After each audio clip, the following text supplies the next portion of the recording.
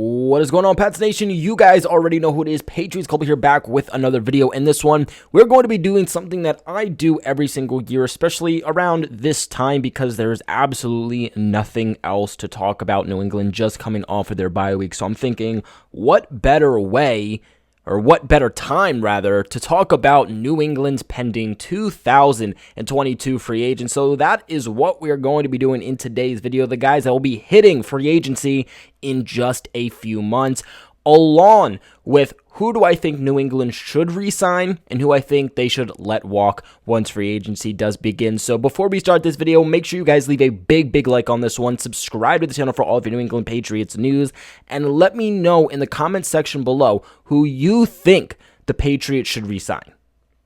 Now, at this current time, we don't know exactly how much New England is going to have spending-wise when it comes to the 2022 offseason. It's not expected to be anything too crazy. I'm hearing somewhere between 20-30 million is what we're potentially looking at right now. But again, that official number won't be known until the league cap number is released. But New England has about 20 pending free agents. You heard that right, 20. And there are definitely some notable names here, all right? So I'm going to go down the list, and then I'm going to go down back again and say who I think they should re-sign and who I think they should not. So to start off here, the Patriots have free safety Devin McCourty. Next up, they have Trent Brown, right tackle, linebacker Dante Hightower, cornerback J.C. Jackson, safety Adrian Phillips, offensive lineman Ted Karras, special teamer Matthew Slater, running back James White, running back Brandon Bolden, special teamer Brandon King, quarterback Brian Hoyer, kicker Nick Folk, linebacker Jamie Collins, linebacker Harvey Longi, fullback Jakob Johnson, tight end Troy Fumagalli, linebacker Terez Hall, linebacker Juwan Bentley, wide receiver Jacoby Myers, and wide receiver Gunnar Olszewski. So as you can hear, there are a lot of notable names here, both on defense, but especially two on offense. Now, to start off here with free safety Devin McCourty. Now, I do not think that Devin McCourty is going to play for another team. I either believe that he wants to continue playing football, obviously re-signed with the New England Patriots, or he decides that he's going to retire. I think he's going to take this offseason at age of 34 and kind of discuss if he feels like he should continue to play or not.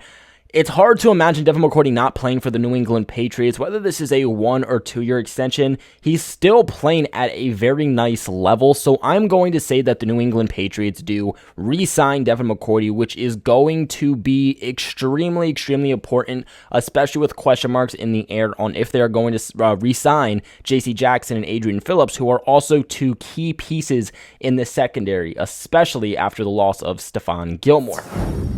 Now, this next one is going to be really tough. Offensive lineman Trent Brown. Now, Trent Brown, his first tenure with the Patriots, elite. That's actually what led to his big contract with the Raiders.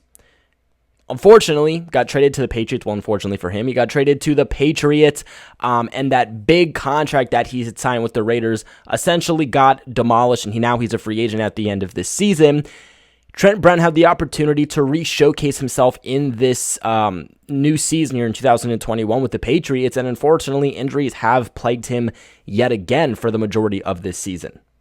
Now, when on the field, Trent Brown is performing at a very high level, not just in pass blocking, but also in run blocking. He's doing this at a much better level than Isaiah Wynn over on the left side. The great thing, too, about Trent Brown is that he brings experience, he brings the versatility to play at both left tackle and at right tackle. We've actually seen him in extended periods of time, both at left tackle, his first tenure with the Patriots, and now at right tackle, the second tenure with the Patriots.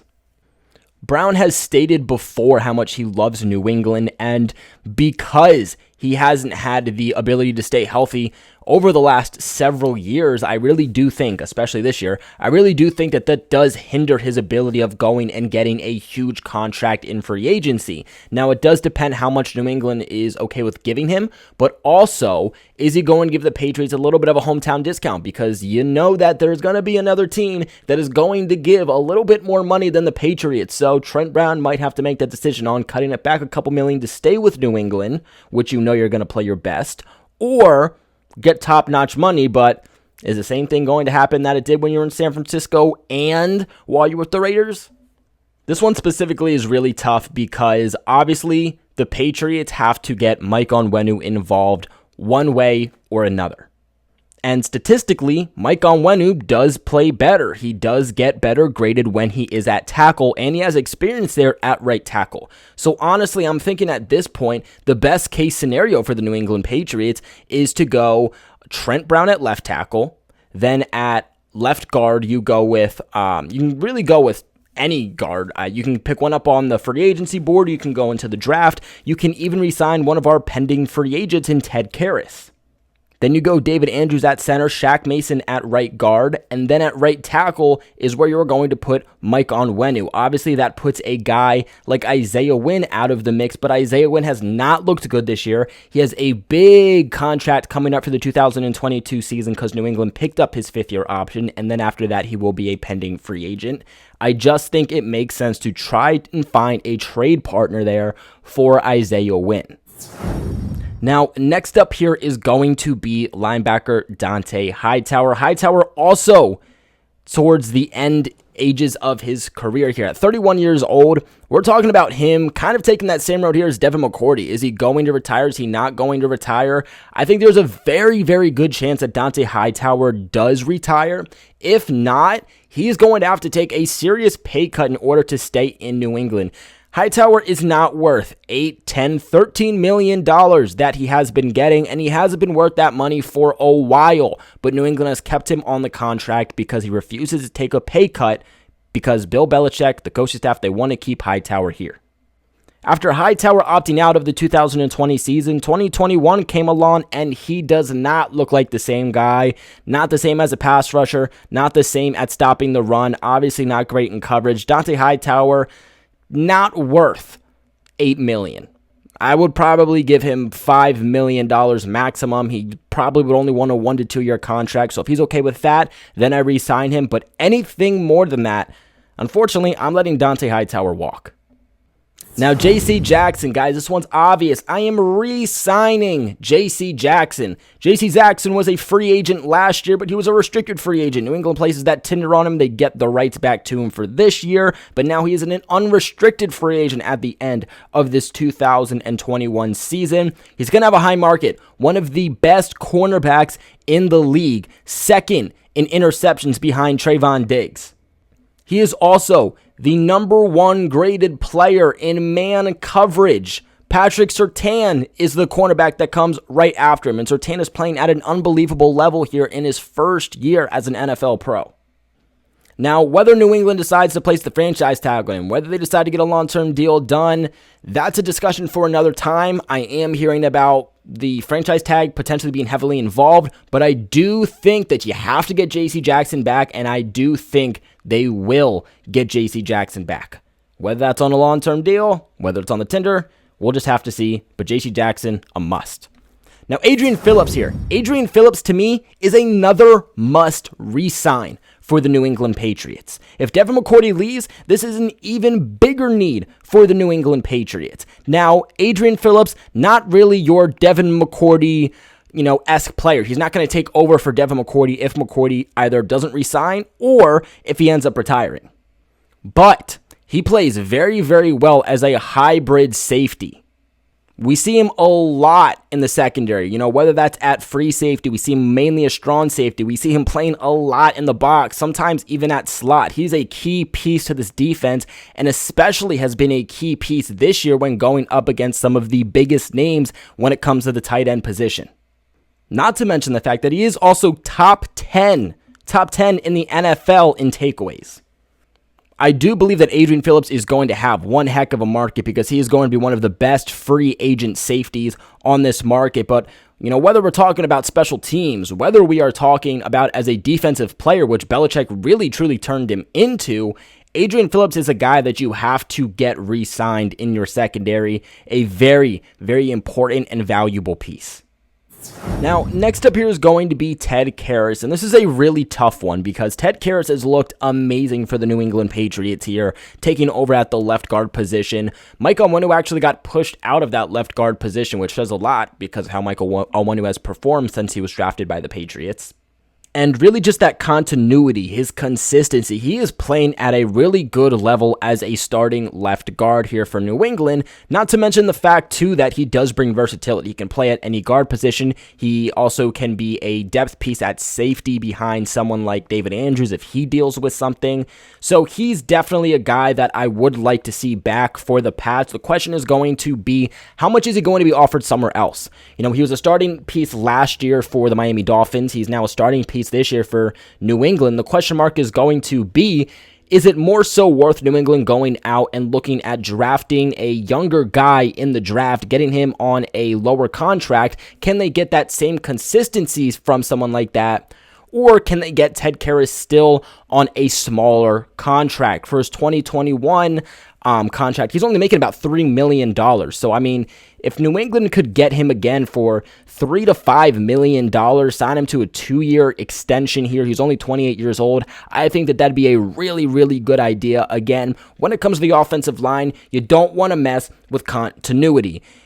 Offensive line is really built around the guys around you because it isn't just block your guy. It's about handing different blocks off, different assignments. That's really important here, and that's why we saw Mike Onwenu essentially get pushed out of the left guard position because Ted Karras does have more experience in the NFL, and he does have more experience with this Patriots offensive line. I think the most continuity that they can get back for the 2022 season, the better overall this offensive line is going to play from start to finish.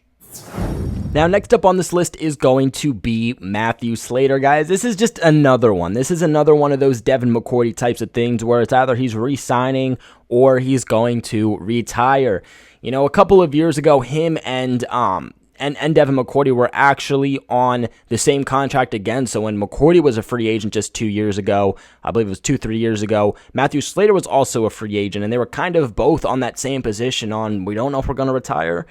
We don't know if we're going to keep playing. And, you know, Matthew Slater's already kind of talked about this. He's going to talk with his family once, you know, the end of the season happens, when free agency's kind of happening, and see what's going to be best for him. He's either going to re-sign with the New England Patriots or he's going to retire, like I said. But at 36 years old, I'm going to go and guess that this is going to be the year that Matthew Slater finally does decide to retire. But have no fear. There's just absolutely no way he's going to go to another team, which it's better to retire a Patriot and not necessarily play with the team again than to leave and play with another team. Now, moving on here to James White. Now, if you asked me a year ago, you know, or even before the start of this season, if I thought New England should re-sign James White, I would have told you no, because James White was not performing at the level that we'd expect him to, you know, when Cam Newton was under center. But since Mac Jones took over for the New England Patriots, we finally saw the old James White. It's very evident to the fact that James White needs a specific type of quarterback, a specific type of system in order for him to produce the way that we're used to seeing James White produce. Now, just like when Tom Brady was here, James White was that go-to guy for Tom Brady. In times of need, James White was that go-to guy. And it's not even necessarily checkdowns. Even long passes down the field are routes, are catchable passes here for somebody like James White. I don't see him as a running back. I genuinely see him as a wide receiver coming out of the backfield. Now, somebody like Ramondre Stevenson has really come along. He showcased his ability with his hands, but we haven't seen him do anything crazy when it comes to being able to catch these passes out of the backfield. I think James White really fits into something perfect that the Patriots do not have right now, but very, very much could use going forward. The Patriots do have a lot of weapons here, whether you want to talk about tight ends with Hunter Henry, Jonnu Smith, whether you want to talk about wide receiver with, you know, if Jacoby Myers resigns with the emergence of Kendrick Bourne. They have weapons to go to, but you do still want a guy that you can check down to in times of need and still do something, you know, with the ball in his hands after he catches the ball. And James White has been known for doing that. You know, you have Ramondre Stevenson, who is able to run the ball down people's throats. You have Damian Harris, who is an elusive running back, who's able to also run the ball down people's throats. And then you have James White, the pass-catching running back, who's also very good on screen passes. I think that is the perfect three-punch here for the New England Patriots and their running back core. So I think bringing James White back would be a really good move, and with him kind of coming off a season-ending injury, I think New England should be able to get him on a pretty sweet deal. Now, next up here is going to be Brandon Bolden, and this is a really tough one because this isn't the Brandon Bolden we saw in the beginning to even the middle portion of his career with New England, where he was essentially just a special teamer. Brandon Bolden this season has taken on a really, really big role. I mean, heading into the game against the Colts, we're looking at him being the number 2 running back here for New England. Now, the thing here about Brandon Bolden is that he isn't going to bring anything special, okay? Running back-wise, he is not going to be a Ramondre Stevenson. He's not going to be a Damian Harris. Pass-catching-wise, he is not going to be a James White. He is a mediocre fine line between all of those guys mixed into one, but ball security. Ball security is the number one thing here with Brandon Bolden. He is just such a reliable guy game in and game out and brings that ideal special teams ability with him also. That is really what's kept him on the team for so long. But due to what he has showcased this season, he's only making about $1.8 million right now. I think that a team is going to offer him more money to be a legitimate running back. Now, not a number 1 running back, but part of a running back core, and I think New England just has other pieces they need to add, and Brandon Bolden is going to be that odd man out. I would love to see Bolden back, but at the end of the day, you don't want Brandon Bolden being your number 1, your number 2, or even essentially your number 3 guy. I think, you only want Brandon Bolden in the game if you're dealing with injuries, which hopefully New England can piece themselves together for 2022 to not have to deal with those injuries in that running back court again. Now, Brandon King here, I'm going to let Brandon King walk. I said for how many years that they should have just released him. Finally comes back this year and really has not done much of anything. So Brandon King, I'm going to say goodbye to him. Brian Hoyer, love Brian Hoyer as a mentor. Maybe he's somebody that they try to bring back to the practice squad. I do think there's going to be teams that actually want to give Brian Hoyer a real contract, and he's going to have to make that decision on whether he wants to or not. I think with a full year under the belt of Mac Jones, that roster spot genuinely could go to a player at a position that we need it more. So I'm going to say that Brian Hoyer, he's going to walk. Now, Nick Folk here, I'm re-signing Nick Folk, all right? The fact that Nick Folk hasn't been signed to a 2-year contract at all since he's joined New England has been very surprising because he has been nothing but consistent, and just year after year, he gets better with New England, becoming one of the best kickers in the entire National Football League. I know he is getting older. He currently sits at 37 years old, but the thing about kickers is that they can kind of play into their 40s. So sign him to another 1-year deal, see how it goes. Hopefully they can find their kicker at some point, but re-sign him, get kind of that insurance policy, see what he can do with Nordine, and see which guy's going to come back out on the top. Jamie Collins here, this was a tough one. I was hoping that Jamie Collins was going to really showcase himself more with New England, for his 3rd tenure, but not really showing too much this time. If they can get him on a cheap deal, especially if Hightower leaves, I would absolutely love to see Jamie Collins back. He's 32, so he is getting older. But again, every time he hits free agency, he really chooses to not re-sign with the New England Patriots. So I'm going to go out on a limb here and say he's going to get a bigger contract somewhere else, and he's going to leave New England. Now, Harvey Longi here. Harvey Longi is a name that is not mentioned a lot. He's only making about $920K for New England, so he's not even making $1 million. Not even one singular $1 million for him to be in New England. I think because of that, he is someone they could potentially squeeze onto the practice squad, but I think that they are going to re-sign him. Harvey Longi does bring the ability on defense. The Patriots have played him a little bit on defense. He's not a guy you want to be your starter, but kind of does bring along good depth and kind of a 1-2 punch depending on the package defensively that you do decide to put him in, but mainly special teams. He's mainly a special teamer, and with already letting guys like Brandon Bolden potentially walk, letting guys like Brandon King walk, you do still need these special teams players, and that's kind of where Harvey Longi is going to come in. Now, fullback Jakob Johnson, I'm re-signing him. He's a restricted free agent, so really it should not be hard at all to get him back. I think he's been spectacular for New England. New England, one of the only teams that genuinely does still utilize a fullback, and he does it at a consistent high level, at least year after year, showcases himself as he's getting better. So I definitely think that Jakob Johnson will be back here for New England. Now, Troy Fumagalli, he's a restricted free agent, but, I'm letting him walk for sure. Terez Hall, this is a tough one, but I think New England can get better options in other places. We haven't seen him play at all this offseason, haven't seen him play at all this season, period. So I'm going to let Terez Hall walk. If New England does end up dealing with injuries throughout the offseason or potential season, maybe he's a guy that you can bring back, stash on the practice squad, but I'm not really worried about bringing him back. Now, Jawan Bentley. Jawan Bentley's an unrestricted free agent. He's a guy I very much want to see back. Again, with Dante Hightower leaving, and even this season with Hightower there, Jawan Bentley has been the #1 linebacker, middle linebacker more specifically, for the New England Patriots. You absolutely have to bring back Jawan Bentley. I think that he's definitely going to get offers otherwhere. It wouldn't surprise me to see offers from the Giants for him, especially the Dolphins, I think, are going to be offers that he gets. But he's a real key piece here for New England. He's performed really, really well. He's top 5 in the league in forced fumbles, so I really, really hope that we can see Jawan Bentley back in an extending contract with New England. Now, Jacoby Myers. Jacoby Myers here. He's a restricted free agent, okay?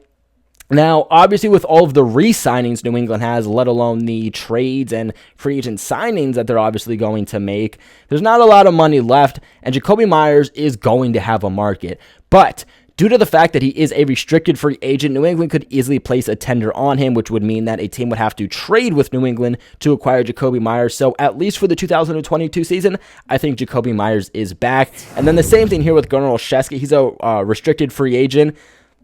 Not that I really think he's going to have a big market. I do think he will have a market, but due to his special teams ability, I think New England will bring him back.